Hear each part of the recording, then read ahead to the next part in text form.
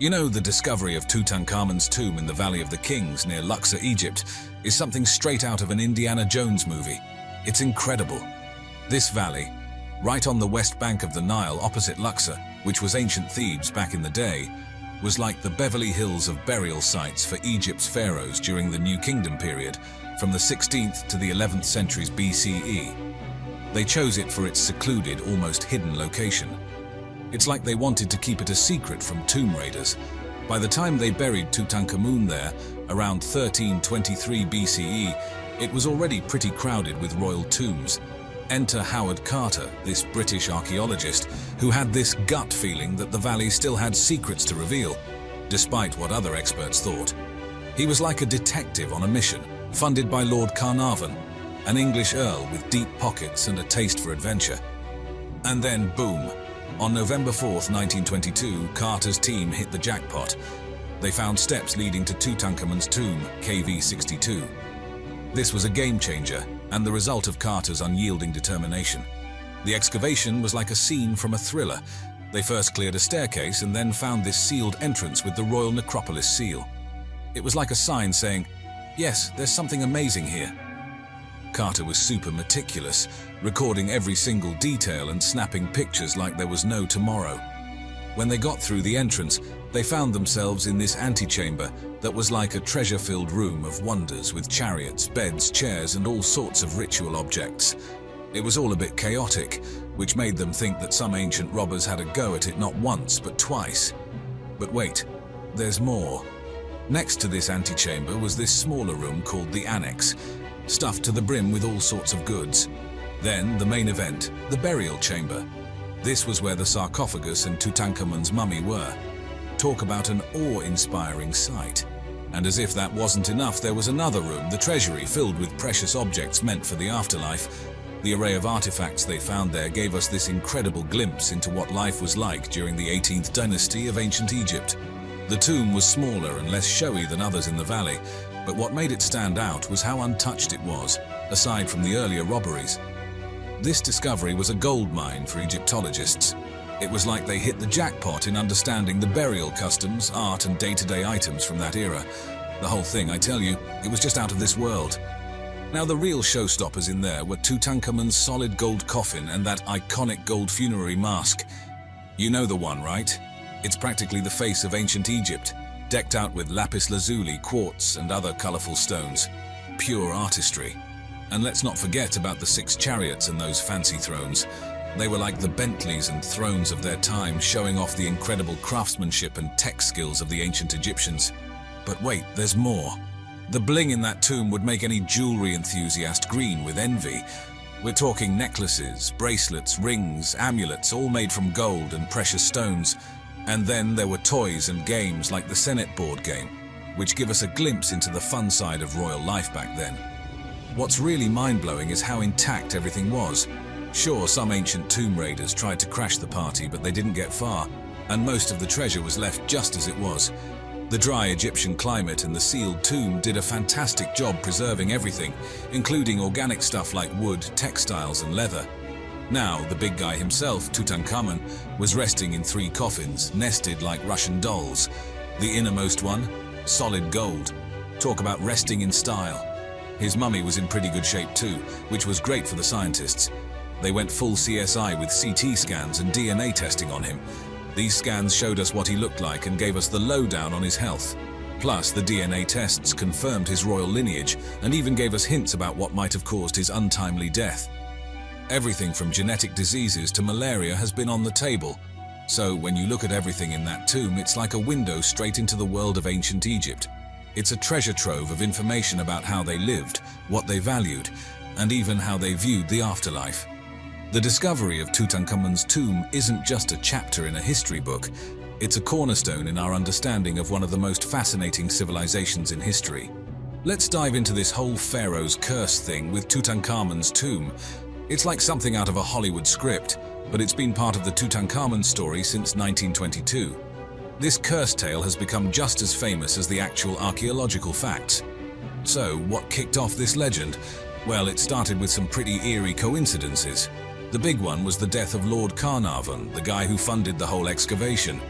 He died from a mosquito bite that got infected, and it happened just a few months after they opened the tomb. People started whispering, "Hey, isn't that a bit too coincidental?" The newspapers of the time went wild with this. They were all about spinning tales of an ancient curse smiting those who dared disturb the pharaoh's rest. They even cooked up this story about a curse inscribed at the tomb's entrance, warning of doom for anyone who entered. But here's the kicker. No such inscription was ever found. Classic case of the press letting their imagination run wild, right? This idea of a mysterious curse really grabbed the public's attention. It was the perfect mix of ancient Egypt's allure and the supernatural. But let's get real for a second. Scientists have looked into these supposed curse-related deaths and come up with more down-to-earth explanations. Things like exposure to molds or bacteria that had been chilling in the tomb for ages. And when you look at the stats, most folks involved with the tomb lived pretty normal lifespans for that time. So maybe this curse is more myth than reality. But let's not overlook the psychological angle. If you believe you're cursed, it might mess with your head and health, right?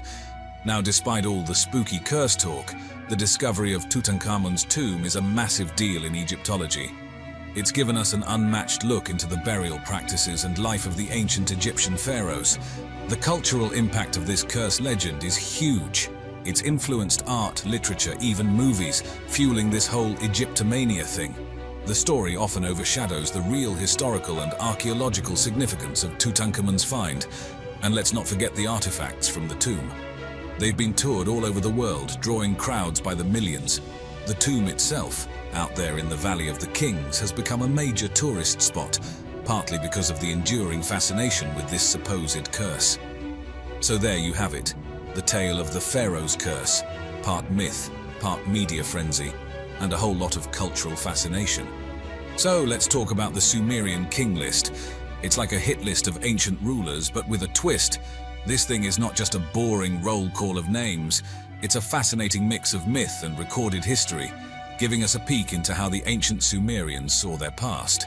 Imagine finding not one but several versions of this list, all buried in the sands of time in different cities of Mesopotamia, like Nippur, Lhasa and Ur. Each copy is a bit different, showing that the Sumerians kept updating their history, kind of like how we update software today. The oldest of these lists go back to the early 2nd millennium BCE. That's really old, but the traditions they talk about are probably even older.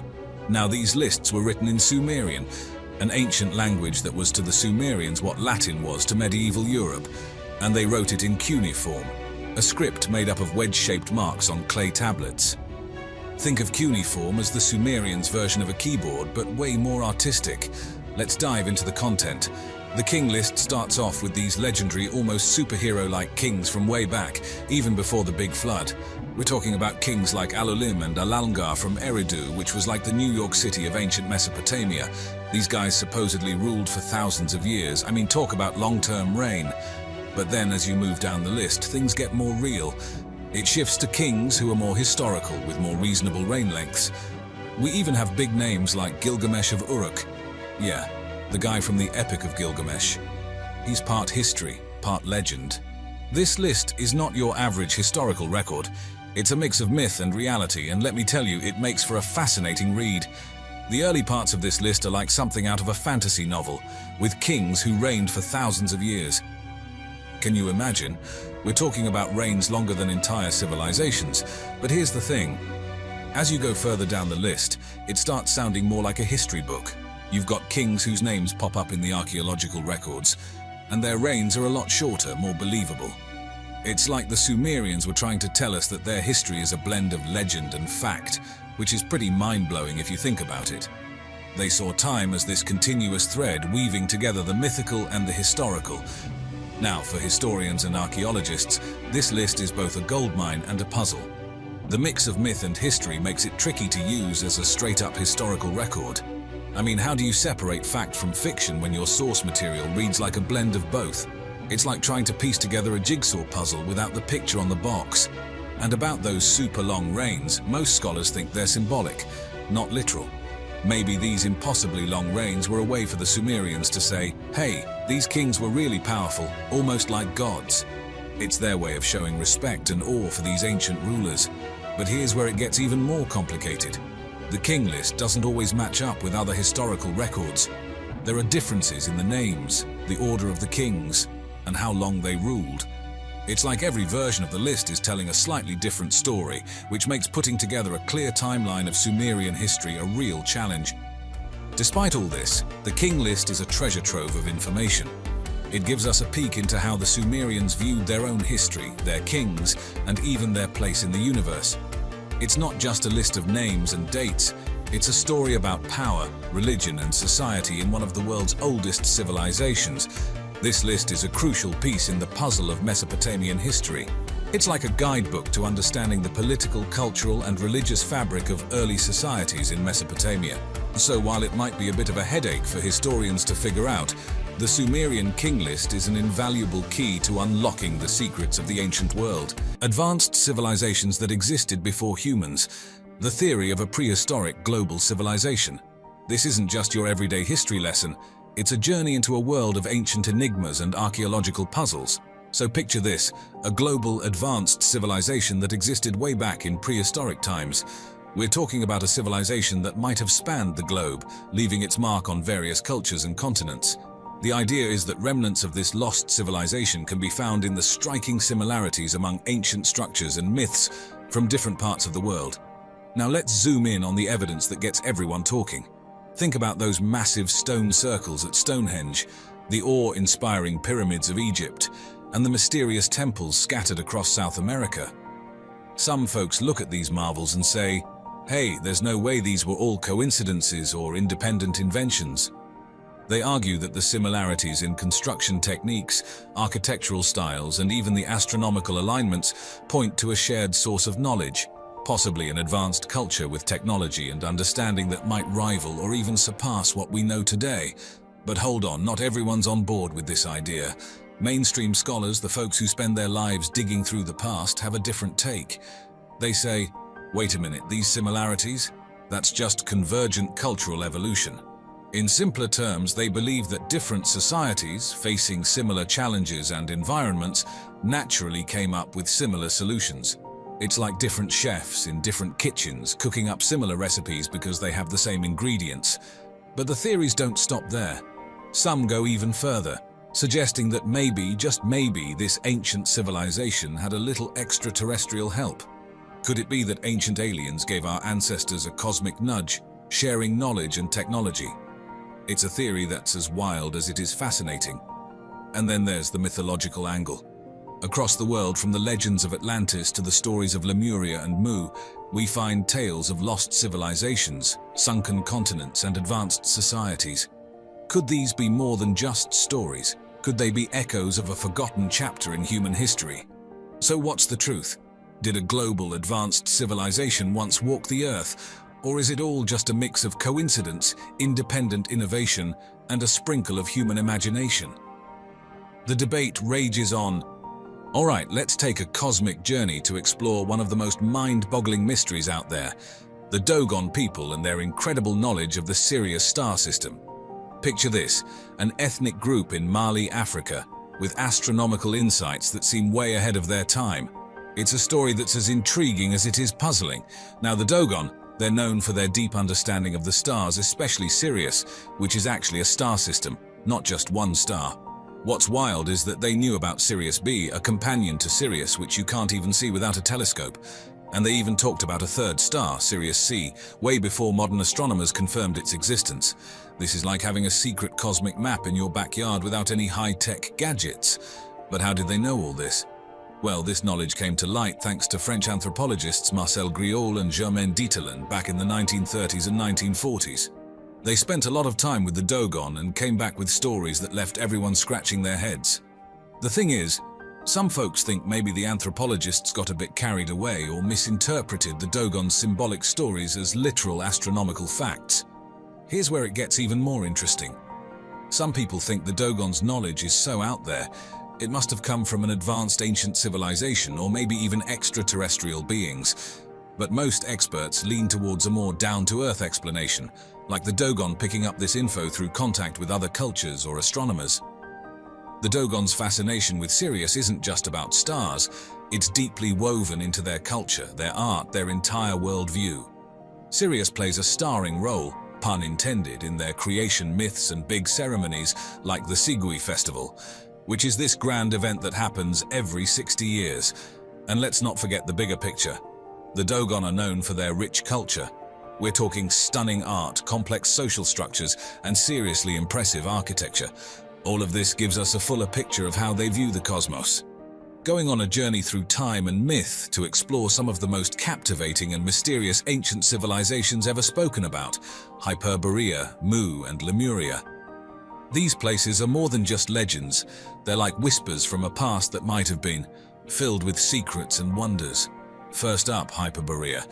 This isn't just your regular ancient land. It's like the ultimate paradise from Greek mythology. Think a place where it's always sunny, no one gets sick, and people live incredibly long, blissful lives. It's said to be so far north, even the north wind can't reach it. And guess who was a big fan? Apollo, the sun god himself. He'd supposedly spend his winters there away from Greece. The Hyperboreans, they weren't just happy sun lovers, they were described as giants, incredibly advanced, maybe even with some kind of ancient high-tech up their sleeves. Now let's talk about Mu and Lemuria. Mu's this legendary lost continent in the Pacific, a bit like Atlantis. Imagine a whole civilization, advanced and thriving, and then one day it just sinks into the ocean. And Lemuria. It's said to be this lost land in the Indian Ocean. It was initially a scientific idea to explain why lemurs are found in Madagascar and India, but nowhere in between. Both these places have become symbols of lost knowledge, often depicted as spiritually and technologically superior, maybe even with inhabitants who had special powers or, get this, connections to aliens. Speaking of aliens, these ancient civilizations are a goldmine for ancient astronaut theories. Some folks believe the knowledge and achievements of places like Hyperborea, Mu, and Lemuria came from extraterrestrial visitors. Imagine that, ancient humans rubbing elbows with aliens. Let's set the scene. Göbekli Tepe, located in modern-day Turkey.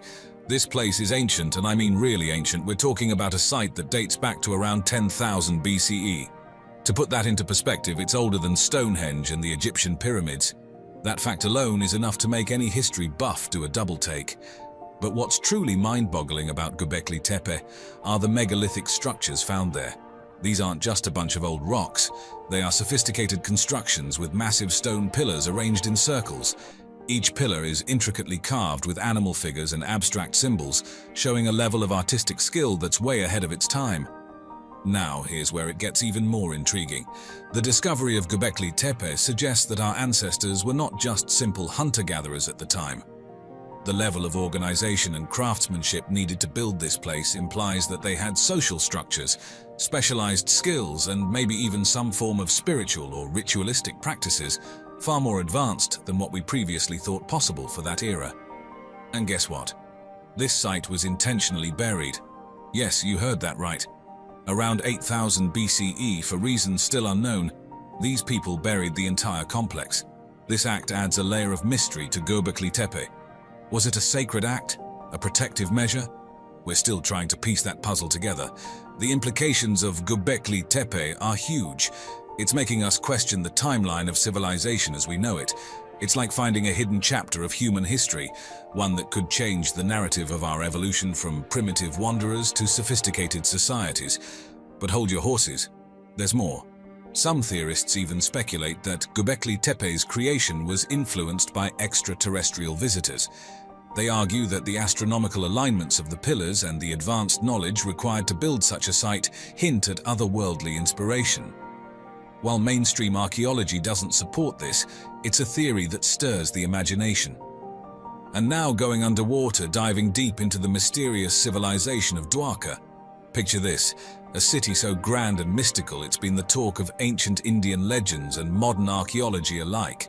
Let's peel back the layers of this fascinating tale. Dwarka, often called the Atlantis of the East, holds a special place in ancient Indian lore, especially in the epic Mahabharata. The story goes that this city was crafted by the deity Lord Krishna himself, a place of such splendor and magnificence that it seems more like a dream than reality. But the legend takes a dramatic turn. This majestic city is said to have been consumed by the sea, vanishing in a cataclysmic event, leaving behind nothing but whispers of its glory. Fast forward to today, and the mystery of Dwarka has taken a fascinating twist. Off the northwestern coast of India, underwater archaeologists have been playing a real-life game of treasure hunt. And guess what? They've stumbled upon something big remnants of what looks like an ancient submerged city. We're talking ruins, artifacts, the whole shebang, all lying quietly under the sea. These findings are like a history detective's dream. They paint a picture of a city that knew what it was doing. Well-planned streets, sturdy structures, maybe even bustling ports. It's like catching a fleeting glimpse of a civilization that we thought existed only in myths and stories. But here's where it gets tricky. While these underwater discoveries are mind-blowing, they haven't given us all the answers. Is this really the legendary Dwarka of Krishna? Did this place actually exist as the epic tales describe? Or is it just a mythical city that found its way into ancient texts? We don't have all the pieces of the puzzle yet, but the clues we've unearthed so far are undeniably intriguing. Diving into the mesmerizing legend of Atlantis, a story that has intrigued and baffled us for ages. So let's set sail on this ancient mystery. The tale of Atlantis first makes a splash in Plato's famous dialogues, Timaeus and Critias. Plato, a bigwig in the world of philosophy, spins this yarn about a super-advanced civilization that supposedly existed a whopping 9,000 years before his time. According to him, Atlantis wasn't just any old civilization, it was a powerhouse with cutting-edge technology, a society that would make even modern civilizations look twice. Picture this: Atlantis, a massive island nation decked out with all sorts of tech marvels, a society so organized it would put a Swiss watch to shame, and a navy that ruled the waves. But here's the dramatic twist. This mighty island is said to have sunk into the ocean depths in just one catastrophic day and night, like a cosmic magic trick, gone in a flash. Now the burning question: was Atlantis real, or was Plato just spinning a good yarn? Some folks think it was all allegory, a made-up story with a moral. But then there are others who are all in on Atlantis being as real as you and me, a civilization that maybe kick-started the legends of advanced societies lost to time. The Atlantis debate opens up a treasure trove of theories. Some adventurers think it might have been in the Mediterranean, others speculate about the Caribbean, and a few even suggest otherworldly connections. Could Atlantis have had a helping hand from extraterrestrial visitors? It's a theory that's as wild as it is intriguing. So Atlantis, a mythical tale, a lost chapter of human history, or perhaps a case of ancient aliens giving us a nudge? The truth is still out there, playing hide and seek with us.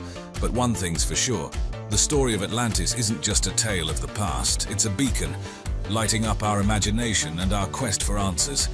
Keep your minds open and your eyes on the stars, because the legend of Atlantis is far from over.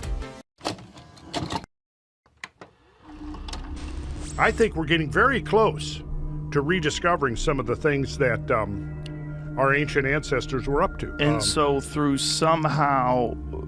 this technology, they're able to move stones or cut stones or all the above? All the above. And even transport them? In the fascinating realm of Randall Carlson's sacred number theory, numbers transcend their basic arithmetic function, embodying deep cosmic and spiritual significance.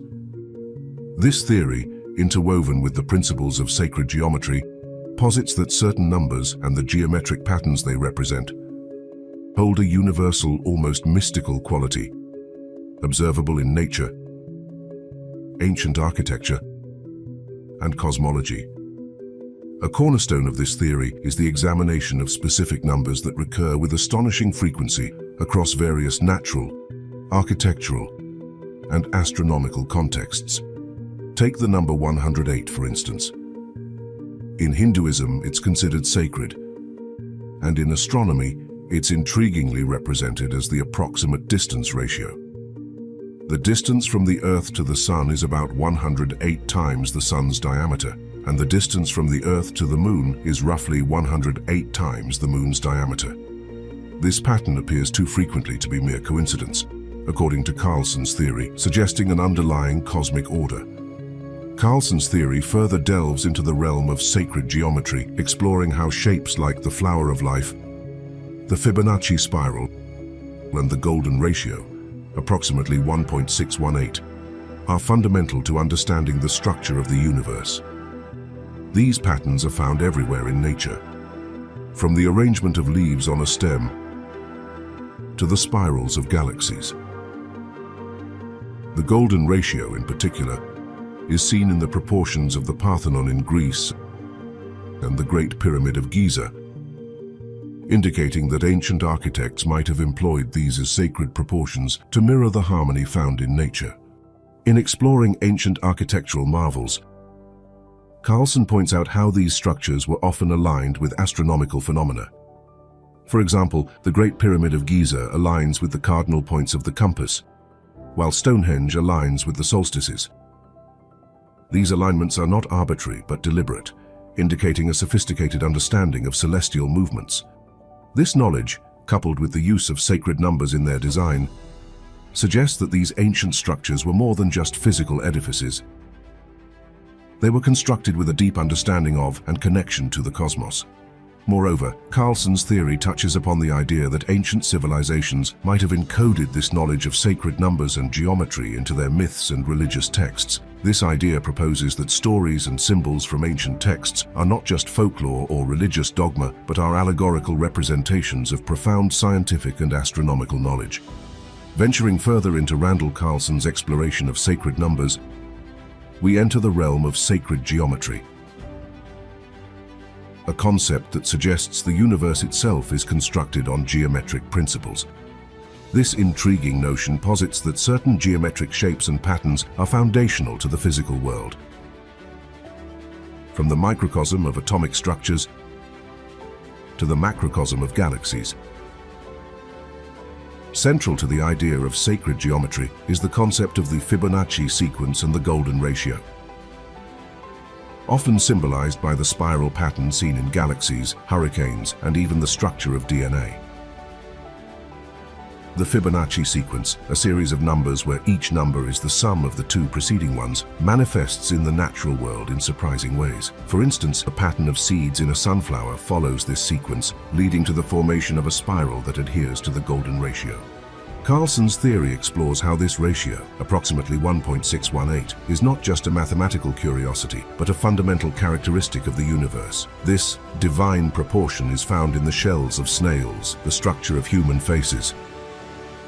It's as though this ratio represents a cosmic blueprint for aesthetic and structural perfection.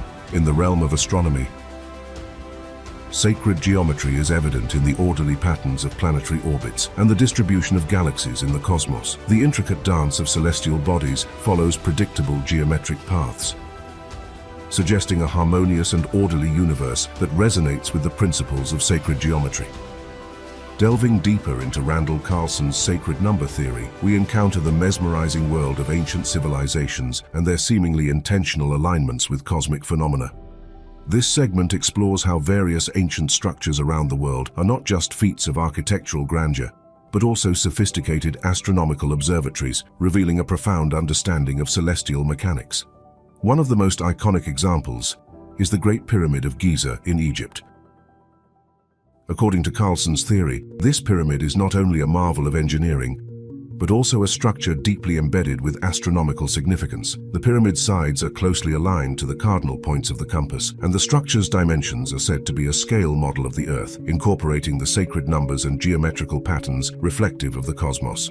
This alignment and incorporation suggest that the ancient Egyptians had a profound understanding of the Earth's size and shape and its place in the solar system. Moving to Stonehenge in England, this prehistoric monument is another exemplar of ancient cosmic alignment. The arrangement of its massive stones aligns perfectly with the solstices, indicating a deep knowledge of the solar cycle. These alignments might have been used for ceremonial purposes, agricultural planning, or as a way to mark the passage of time. The precision of these alignments baffles modern scientists, given the technological limitations of the era. Carlson also points to the ancient city of Teotihuacan in Mexico, where the layout of the city and its pyramids mirrors the positions of celestial bodies. The Pyramid of the Sun, Pyramid of the Moon, and the Temple of the Feathered Serpent form a complex that aligns with specific points in the sky, suggesting a sophisticated understanding of astronomy by the Teotihuacans. These alignments and architectural feats are not confined to a single region, but are a global phenomenon. From the Nazca lines in Peru, vast geoglyphs in the desert which some theorize to be aligned with constellations, to the megalithic temples of Malta, whose orientations align with astronomical events, ancient structures around the world show a pattern of cosmic integration. Carlson theorizes that this widespread phenomenon indicates a universally shared understanding of astronomy among ancient civilizations. This knowledge, he suggests, might have been used not just for practical purposes like agriculture, but also for deeper spiritual or metaphysical reasons. The precise nature of these alignments and constructions implies that ancient societies had a holistic view of the Earth and the cosmos, seeing themselves as an integral part of a larger cosmic order. In the intriguing exploration of Randall Carlson's sacred number theory, we find a compelling intersection between ancient mythologies and geological evidence, particularly concerning the narrative of a great flood. This segment delves into how Carlson connects the dots between geological data and the flood myths prevalent in various cultures, suggesting a catastrophic event in Earth's history that left an indelible mark on human consciousness. Across numerous civilizations, from the Mesopotamian epic of Gilgamesh to the biblical story of Noah's Ark, there are strikingly similar tales of a massive flood that wiped out most of humanity. Carlson investigates these myths not as mere allegorical tales, but as potential historical records of actual events. He points to geological evidence of significant climatic shifts and catastrophic flooding at the end of the last ice age, around 11,600 years ago. This period, known scientifically as the Younger Dryas, is characterized by sudden cooling followed by rapid warming, which could have led to massive glacial melting and rising sea levels. Supporting this theory is the discovery of large-scale geological features that are indicative of massive flooding. For instance, the scablands in the Pacific Northwest of the United States show evidence of having been carved by massive, swift flows of water far beyond what could be caused by normal riverine processes. These features include large channels cut into the bedrock, known as coulees, and giant ripple marks, which are difficult to explain without invoking catastrophic flood events. Carlson posits that such a flood could have been triggered by a variety of factors, including comet impacts that led to rapid melting of ice caps, causing a sudden and dramatic rise in sea levels. This hypothesis is bolstered by evidence of extraterrestrial impact events, such as high concentrations of iridium and nanodiamonds found in geological layers dating to the Younger Dryas period. The implications of this theory are profound. If true, it suggests that many of the great flood myths are not mere stories, but are based on real events that had a catastrophic impact on prehistoric human civilizations. This perspective also underscores the fragility of human societies in the face of dramatic environmental changes. Moreover, Carlson's exploration highlights the interconnectedness of mythology, geology, and astronomy. By linking geological evidence with ancient narratives, he presents a compelling case for re-examining our understanding of ancient history and the forces that have shaped the development of human civilization. Beneath our feet lie tales of entire worlds forgotten by time. From Malta's enigmatic hypogeum to Turkey's sprawling subterranean cities and China's mysterious Longyu caves, our ancestors carved out more than just shelters. They crafted stories in stone. As we delve into these ancient underground marvels, prepare to uncover secrets buried deep, where every chamber whispers legends and every corridor echoes with history's footsteps. The hypogeum of Hal Saflieni, located on the sun-soaked island of Malta, is a marvel that intertwines history, mystery, and architecture. As the only known prehistoric underground temple in the world, its allure extends far beyond its subterranean nature. Delving into this fascinating structure, one can't help but be struck by its age. Dating back to around 2500 BCE, this structure predates the famous pyramids of Egypt, which gives us a sense of the age and significance of this site. Constructed across 3 levels and descending to a depth of more than 10 meters, the hypogeum was chiseled meticulously out of the soft limestone that underpins much of Malta's terrain. What's striking is the sheer dedication and effort it must have taken. Picture this: ancient builders, with rudimentary tools, intricately carving out spaces in complete harmony with the Earth's contours, ensuring structural stability while crafting vast chambers and corridors. It's a testament to human capability and determination.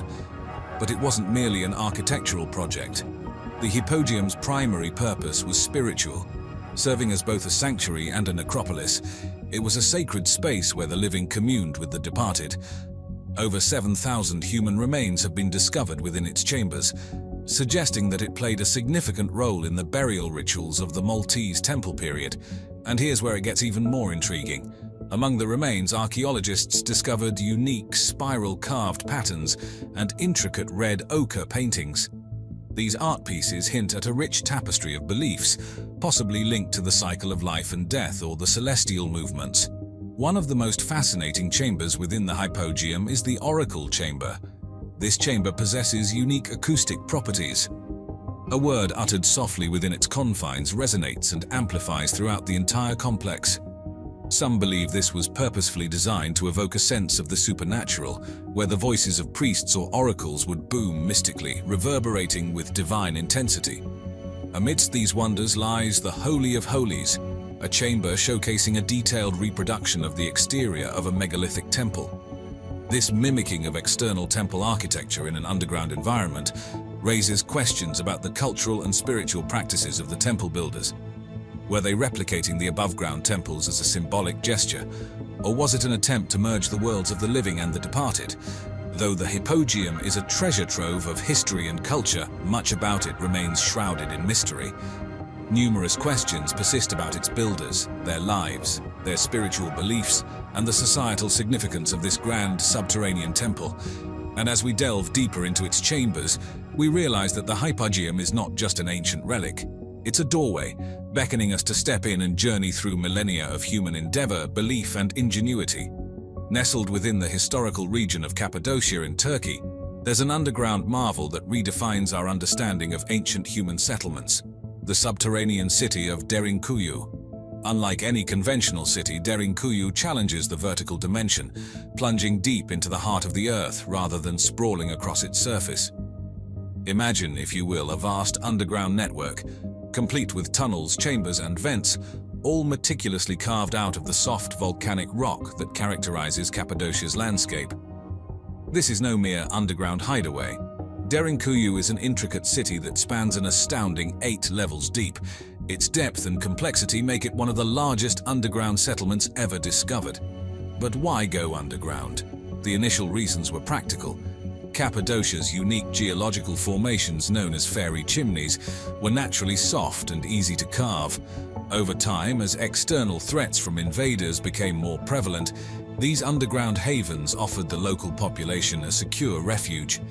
The entrance doors, massive stone discs, could only be opened or closed from the inside, providing an effective defense mechanism against any intruders. Within this subterranean wonder, one discovers a city teeming with life's essentials.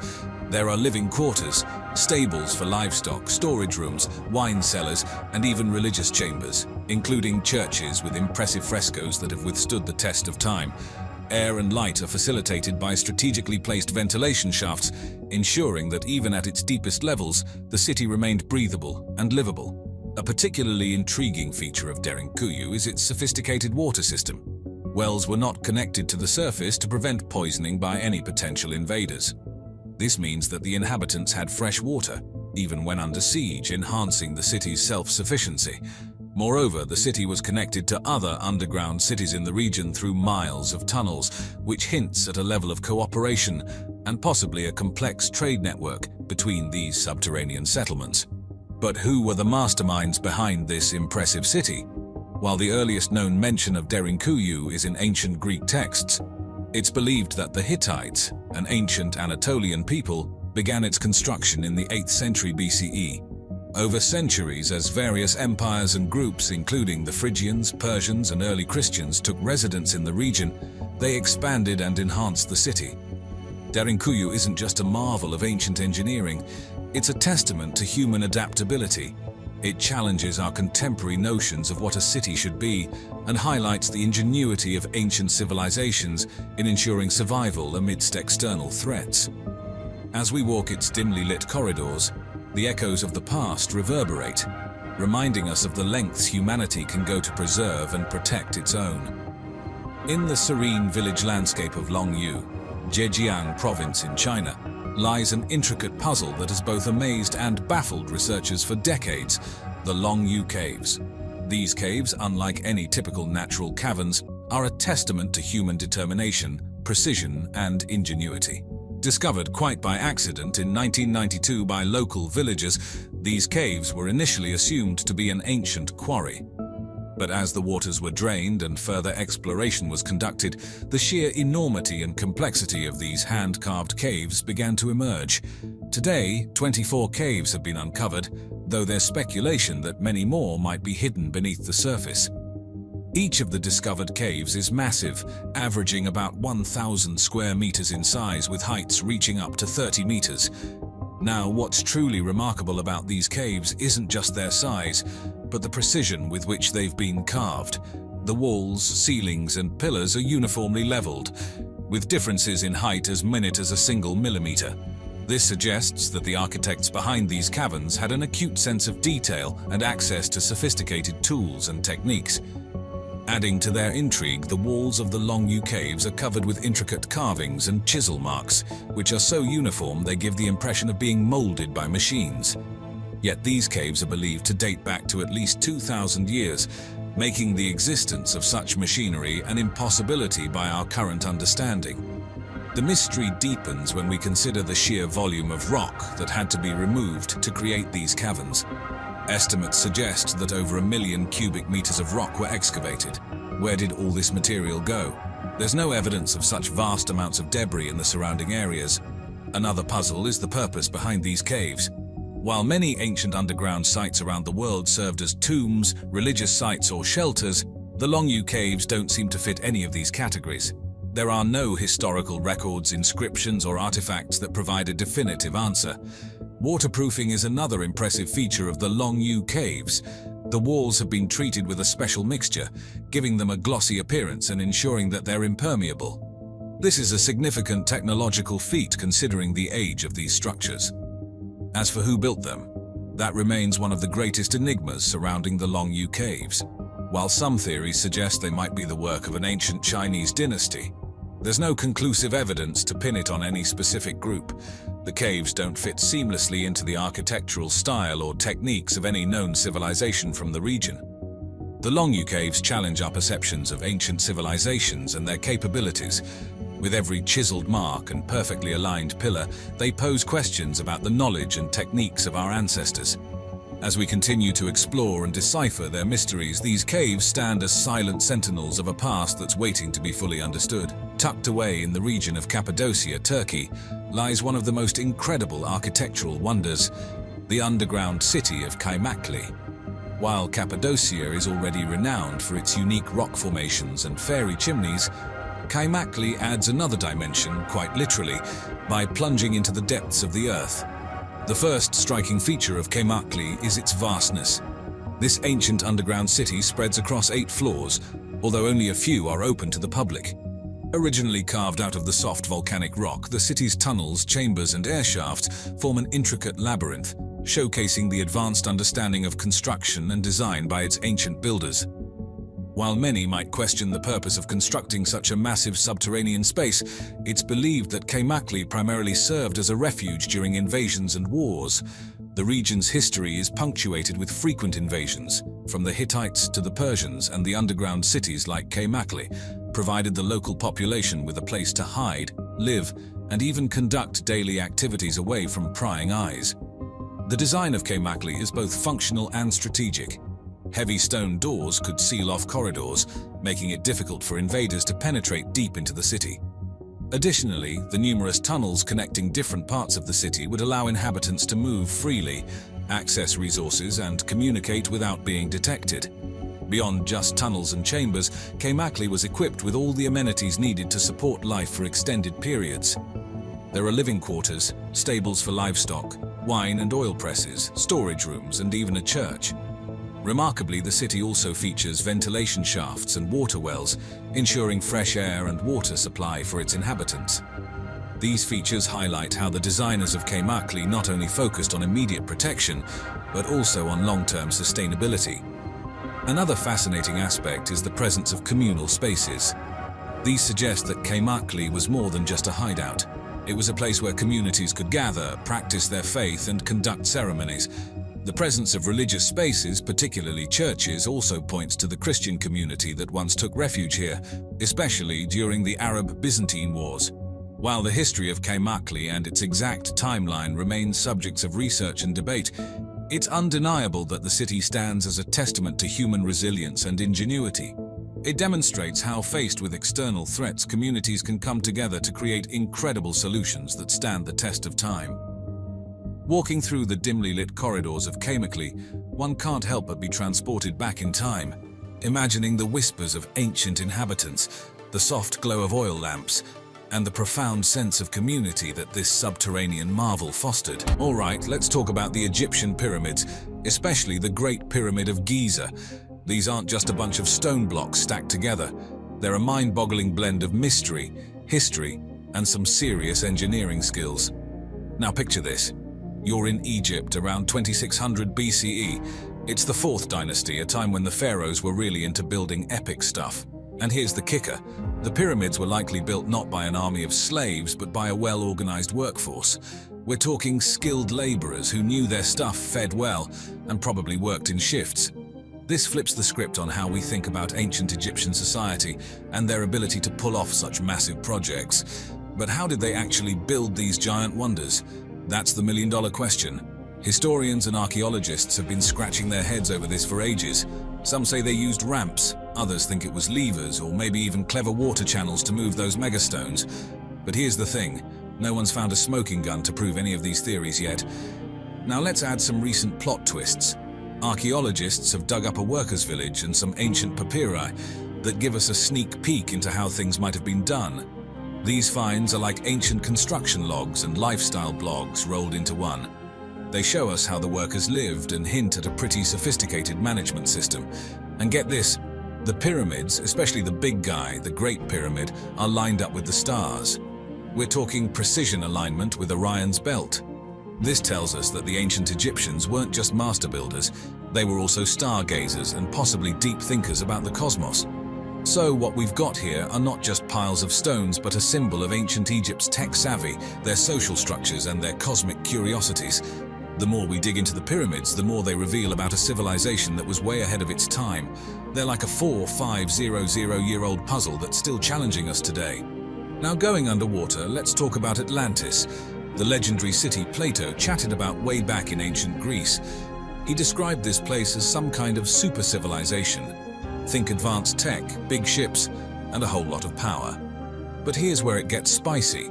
Was Atlantis an actual city that got a one-way ticket to the bottom of the ocean, or was Plato just spinning a yarn with a moral twist? The hunt for Atlantis is like the ultimate treasure hunt. People have been looking everywhere. The Mediterranean, the Caribbean, even way out places like the Azores and Antarctica. But guess what? No one's found a shred of proof that Atlantis was a real place. It's like the world's most elusive. Where's Waldo? Now, with all our modern gizmos and gadgets like underwater archaeology tools and satellites, you'd think we'd have found it by now if it was out there. But nope, Atlantis is still playing hard to get. This hasn't stopped us from being obsessed with it though. Atlantis isn't just a possible ancient city, it's a cultural icon. It's in movies, books, and all sorts of theories about what went down in ancient times. What's really cool about Atlantis is that it keeps our imagination fired up. Was it real? Was it just a story?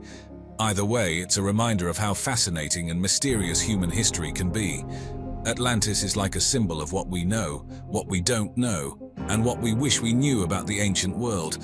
Whether it's fact or fiction, it's a story that's not going anywhere anytime soon. Now moving on to the Indus Valley Civilization, a real brain teaser from ancient history. This civilization, which popped up around what's now Pakistan and India, was super advanced for its time. We're talking about a place with cities like Mohenjo-Daro and Harappa that had killer urban planning, drainage systems that would put some modern cities to shame, and even multi-storied brick houses. These guys knew what they were doing when it came to city life. But here's the kicker, their script. It's like ancient code that no one's been able to crack. These little symbols on seals and pottery could tell us so much, but they remain a mystery. It's like they left us a message we just can't read. They were also pretty savvy with their hands. The stuff they made, from seal carvings to metallurgy and pottery, shows they had some serious skills. But then, around 1900 BCE, things started going south. Cities got abandoned, and that impressive urban life just fizzled out. What happened? Well, there's a bunch of theories. Maybe the climate changed and they couldn't grow enough food. Or perhaps earthquakes shifted the rivers and messed up their farming and water supply. And then there's the idea of invasions, but there's not much to back that up archaeologically. Archaeologists are still digging up clues, trying to piece together how these folks lived, what they traded, and how their society worked. And it's not just archaeologists, linguists, environmental scientists, and a bunch of other smart people are in on this too. The fall of the Indus Valley civilization is one of those great mysteries that keeps historians and archaeologists up at night. Despite all the stuff we've dug up, the big question, why did it all come to an end, still hangs in the air. It's a reminder of just how complex and intriguing ancient human societies were. Let's talk about the Nazca lines in Peru. These aren't just any old lines in the sand. They're a massive collection of artworks that you can only really appreciate from way up in the sky. We're talking over 800 straight lines, 300 geometric shapes, and around 70 designs of animals and plants. Imagine drawing a giant spider, monkey, or even a shark in the desert, and not being able to see it from above. That's what the Nazca people did between 500 BCE and 500 CE. Now, how did they do it? They scraped off the top layer of reddish-brown pebbles to reveal the lighter earth underneath. The precision is mind-blowing, especially since they couldn't hop in a helicopter and check out their work from the air. So why did they make these lines? That's the million-dollar question. Some think they were for astronomical purposes, like lining up with certain stars or celestial events. Others reckon they were part of rituals to get the gods to send some much-needed rain to their dry desert. There have been some wild theories over the years, like ancient astronauts using them as a sort of airport, but there's not much to back that up. With today's tech like drones and satellites, we're getting a better look at these lines and discovering new ones. They're so important that UNESCO's stepped in to protect them, making sure these ancient artworks stick around for future generations to puzzle over. The Nazca lines are more than just drawings. They're a testament to human creativity and our desire to leave a mark on the world. They keep historians and archaeologists guessing and remind us that there's still so much we don't know about our past. Let's dive into the mystifying world of the Voynich manuscript. This thing is like the ultimate puzzle from the 15th century that no one has cracked yet. It's filled with writings in a language or script that's like nothing else on Earth.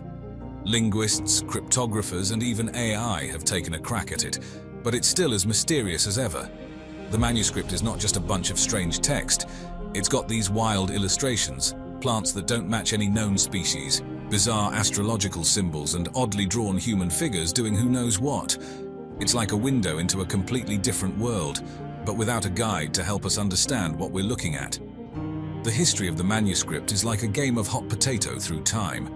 It was once owned by the Holy Roman Emperor Rudolph II, and it's changed hands countless times since. Everyone who's gotten their hands on it has been entranced by its enigma. As for what it's all about, theories are all over the place.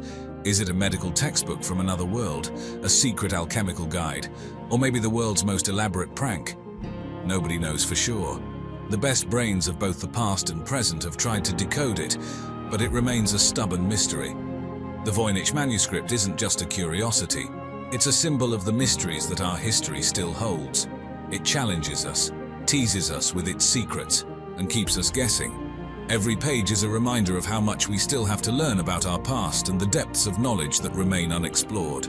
All right, let's chat about Stonehenge, that big circle of rocks standing on the Salisbury Plain in England.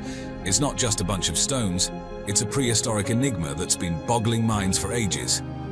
Built over a whopping 1,500 years, Stonehenge's true purpose is like a puzzle missing half its pieces. Now, these weren't just random rocks tossed together. The builders were onto something big. They lined up these massive stones with the solstices and equinoxes.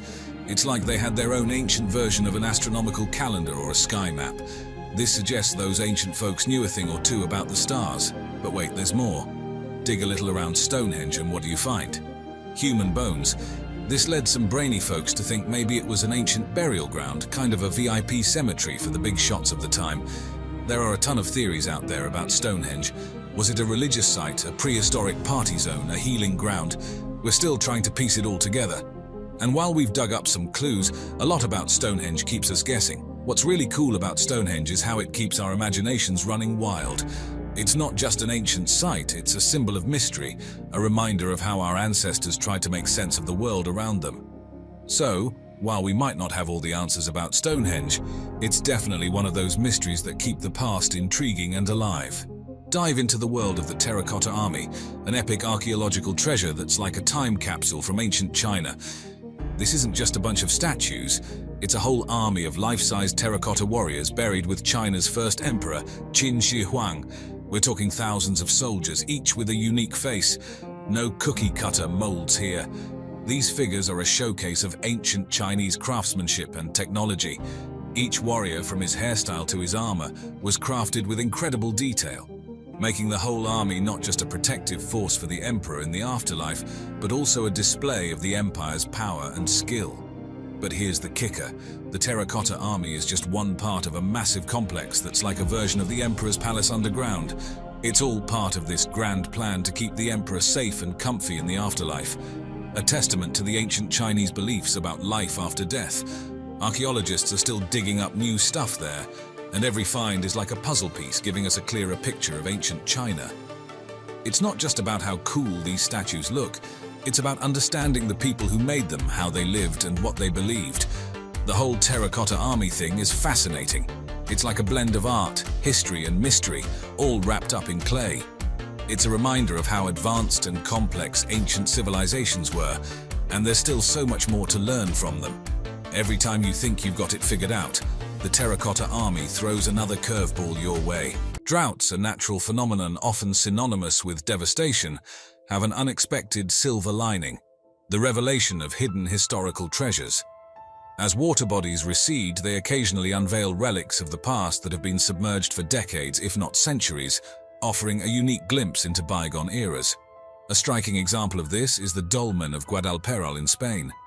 Often referred to as the Spanish Stonehenge, this megalithic monument, typically submerged under the waters of the Valdecañas Reservoir, became visible due to extreme drought conditions. Dating back to 5000 BCE, the Dolmen of Guadalperal consists of over 100 large standing stones, some reaching up to 2 meters in height, arranged in an oval formation. The monument's exposure has sparked interest and debate among archaeologists and historians about its original purpose. While some theorize it was used for astronomical observation, others suggest it played a role in religious rituals. This site also opens discussions about the prehistoric peoples of the region. The megalith's design indicates a sophisticated understanding of construction and possibly astronomy, suggesting that the region's ancient inhabitants were far more advanced than previously believed. Furthermore, the engravings found on some of the stones add to the mystery, potentially offering insights into the symbolic or communicative practices of these early societies. Another fascinating emergence was in the Elbe River in the Czech Republic, where hunger stones became visible due to dropping water levels. These stones, dating back to the 1600s and earlier, are inscribed with warnings from past droughts, such as, "If you see me, weep." These serve as historical markers of hard times, providing a tangible connection to past climate events and the struggles of our ancestors. In China, a prolonged drought in the Yangtze River revealed an ancient Buddha statue, estimated to be about 600 years old. This remarkable find not only offers a rare artifact for historians, but also highlights the historical significance of the Yangtze River as a cultural and religious hub. The presence of the statue suggests that the area may have been a significant site for worship and suggests the river's role in shaping the religious landscape of ancient China. Droughts have a unique way of uncovering the remnants of long-lost civilizations, often leaving historians and archaeologists in awe of the resilience and complexity of ancient societies. A compelling example of this is the revelation of the Mitanni Empire, an ancient civilization that flourished in northern Mesopotamia. Due to the receding waters in the Mosul Dam Reservoir in Iraq, an astonishing discovery was made: a 3400-year-old palace believed to be from the Mitanni period. The palace, with its intricate wall carvings and cuneiform inscriptions, provides invaluable insights into the art, culture, and daily life of a civilization that had significant influence in its time, but about which little is known. The receding waters have also revealed the foundations of ancient structures, pottery, and other artifacts that offer clues about the trade, social structures, and even the possible causes of the decline of the Mitanni Empire. The intricate designs found in the palace suggest a high level of artistic skill and sophistication, raising questions about the extent of cultural and technological development during this period. In China, a severe drought in the Poyang Lake, once the largest freshwater lake in the country, led to the unearthing of an ancient town, submerged underwater for decades. The town, known as Xiaochangliang, dates back to the Neolithic period and is one of the earliest examples of a prehistoric settlement in the region. The architectural remains and artifacts discovered provide significant information on the early agrarian societies in China and their development over the centuries. Another notable discovery due to droughts is in Spain's Valdecañas Reservoir, where a Stonehenge-like megalithic structure known as the Dolmen of Guadalperal resurfaced. Believed to be erected between 4,000 and 5,000 years ago, this monument comprises dozens of massive stones arranged in an oval formation. The Dolmen of Guadalperal is thought to have had religious or astronomical significance, given its alignment with the sun during the summer solstice. These discoveries, brought to light by the receding waters, challenge our understanding of human history and the capabilities of ancient civilizations. They reveal a past more complex and interconnected than previously thought, and underscore the importance of preserving these historical sites. Each new finding adds a chapter to the story of human civilization, offering a broader perspective on how ancient societies lived, interacted, and influenced each other. In the vast landscape of the United States, droughts have played a unique role in uncovering hidden chapters of America's history. These natural events have revealed artifacts and remnants that paint a picture of the diverse cultures and complex histories that have shaped the nation. One striking example is found in Utah's Lake Powell. As water levels dropped, the drought uncovered ancient Native American settlements, some dating back over 6,000 years. These sites, once submerged, have revealed a treasure trove of artifacts, including pottery, tools, and even ancient footprints preserved in the mud. These discoveries provide a rare insight into the daily lives, cultures, and survival strategies of the early inhabitants of North America. They offer a glimpse into how these communities adapted to the region's harsh and changing environment.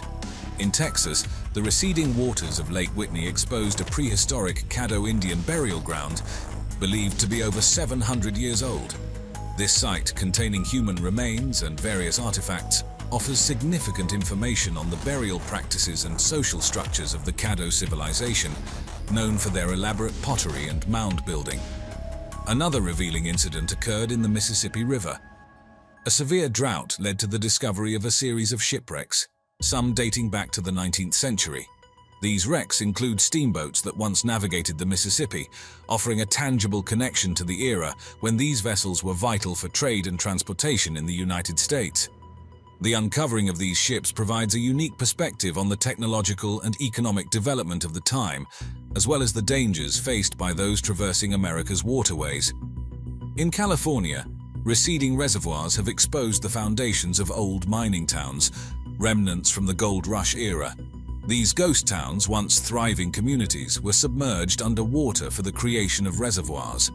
Their emergence during droughts invites us into the tumultuous period of the gold rush, providing physical evidence of the living conditions, struggles, and hopes of those who flock to the region in search of fortune. As droughts across the globe reduce water levels in many regions, they are also bringing to light ancient megaliths whose origins and purposes are shrouded in mystery. These structures, often massive in scale and impressive in their construction, provide fascinating insights into the capabilities and beliefs of prehistoric cultures.